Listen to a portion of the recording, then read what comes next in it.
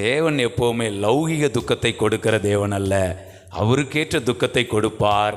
மனம் திரும்பலை தான் விரும்புகிறாரே தவிர மரணத்தை விரும்பவில்லை. வாய்ப்பு தான் என்ன பண்ணுவார், ஆண்டவர் கொடுப்பார். அவங்களுடைய லௌகிக துக்கம் மரணத்தை என்ன பண்ணிட்டு கொண்டு வந்துருச்சு. இப்போ பேதுரு தான் சொல்றாரு, எப்ப நீ ஏன்ட்ட இல்லை பரிசுத்த ஆவிட்ட நீ பொய் சொன்னா முகங்குப்புற விழுந்துட வேண்டியதானே. தாவீது பத்சேவாளுடைய கணவன் உரியாவை வஞ்சகமாக கொன்னு போட்டுட்டு முகங்குப்புற விழுந்து கிருபையை பெற்றுக்கொண்டு மறுபடி சிங்காசனத்திலேருந்து உட்காரலையா?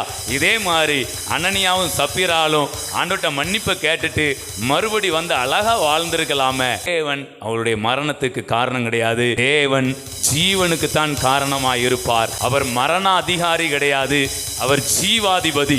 திருடன் திருடவும் கொல்லவும் அழிக்கவும் வருகிறானே என்று வேறொன்றுக்கும் வரான். நானோ அவைகளுக்கு ஜீவன் உண்டாயிருக்கவும் அது பரிபூர்ணப்படவும் வந்தேன் என்றார்.